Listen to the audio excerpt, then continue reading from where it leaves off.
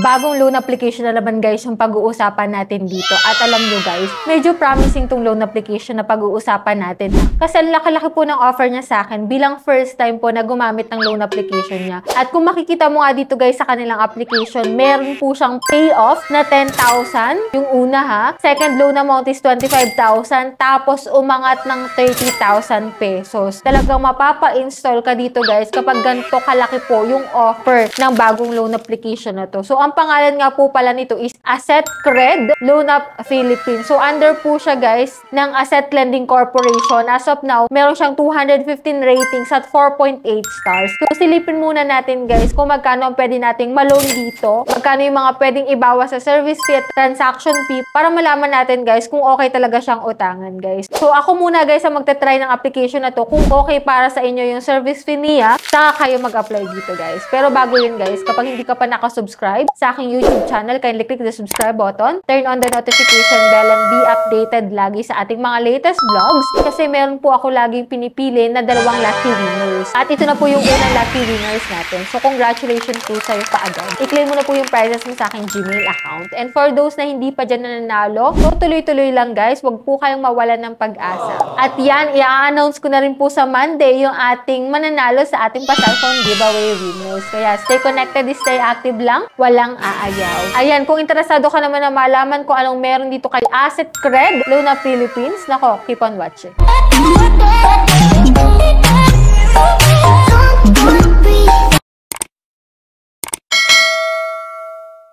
So, disclaimer muna guys, no, hindi po tayo agent or promoter nito. So, dito guys, ako muna yung magta-try para malaman natin. At ito na nga, i-install ko na siya para sa inyo. At para po sa mga nagtatanong, ito po ay available lamang po sa App Store, no? So, ito pong si Asset Cred, ito po yung mga nakalagay sa kanyang ads. Kung makikita mo nga dito guys, bigger funds, bigger dreams daw. Asset Cred, set your own schedule. So, ikaw yung magsaset kung kailan mo siya pwedeng bayaran daw. Yun po yung nakalagay sa kanyang ads. Kung makikita mo nga dito, 40,000 yung pinakang malaking amount na pwede niyang ipaloan. Pero check natin guys kung magkano ba talaga. At ito nga po, so nung una guys na pag-install ko po ng kanyang application is ganito po yung lumabas. Apply now tayo. And dito guys sa welcome in, ilalagay mo po yung active mobile number mo dito and then i-get mo yung OTP code. And after nun guys, yan, nakalagay dito is successful. OTP has been sent. Kung nahihirapan po kayo mag-login dito kay Asset Cred, is pwede nyo po siyang i-reinstall ulit. So, ito po yung mga fill upan dito guys. Personal information. Dito po sa work information, no need na po ng payslip. At dito guys sa emergency contact, 3 contact number po yung iyong ihahanda. And after nun guys, meron silang credit standing dito which is, pwede mo pong ilagay na no loan ka para at least ma-approve ka naman. No? And dito guys sa ID information, pwede pong ID dito is UMID, National ID, SSS, TIN, Passport, Driver License, Postal ID, Voter ID, and Health Card. And after nun guys, mag-facial recognition ka po. Click natin yung start para makapture na yung face mo. And dito po guys sa bank information, pwede po sa GCash, PayMaya, and GrabPay. Pwede rin po sa any bank if ever na wala ka pong e-wallet. And dito nga guys, ay Asset Cred, 800 to 30,000 yung offer. Meron din po ditong ibang mga loan application like ni FlexiGrowth, Peso Banker, Loan Rush, Peso ReadyGo. Pero kay Asset Cred po tayo mag-a-apply. Click natin yung apply. At kung makikita mo nga dito guys, 10,000 po yung offer nitong loan application na to guys. At napakalaki nung amount to be received niya which is 9,992 pesos. Ang interest lang po dito is pumapatak na 320 pesos. Service fee is 8 pesos. Pero dito nga kung makikita mo is 120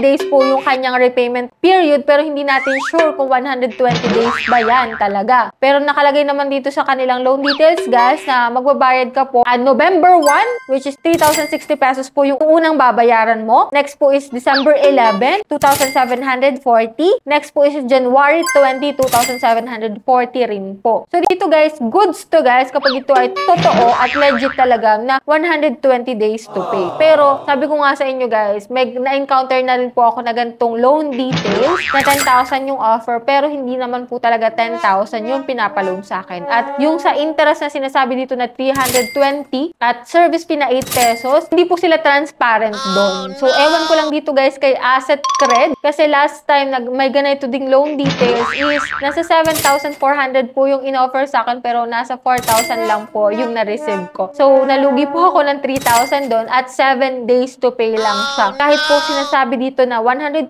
days, 7 days to pay lang po siya. Pero hindi pa rin talaga natin sure guys kung anong meron dito kay Asset Cred. Hindi naman natin sinasabi directly na same siya nung mga na-encounter ko na loan application. So, nag-a-assume lang naman tayo dito guys. Pero kung ikaw po ay nakapag-apply na dito, na-approve ka po, so let me know po dyan sa comment section kung legit po yung kanyang 120 days na loan term at kung legit yung interest na 320 pesos lamang guys. Kung may makakapagsabi talaga na legit yung mga yan is mapapa-install din kayo dito guys kay Asset Cred. Pero as of now guys, honestly, hindi ko po kinilik yung submit button dito kasi maaari pong ma-approve ako pero hindi 10,000 yung marireceive ko. Mas pwedeng mas maliit pa dun guys at hindi po to 120 days. Maaari 7 days to pay lang guys. Kaya kung may malakas talaga ang loob dyan na mag-apply dito guys, so why not kung itatry nyo siya guys. Pero ako guys, nang hinayang talaga ako dun sa 3,000 na napag-loanan ko na before na same loan details din.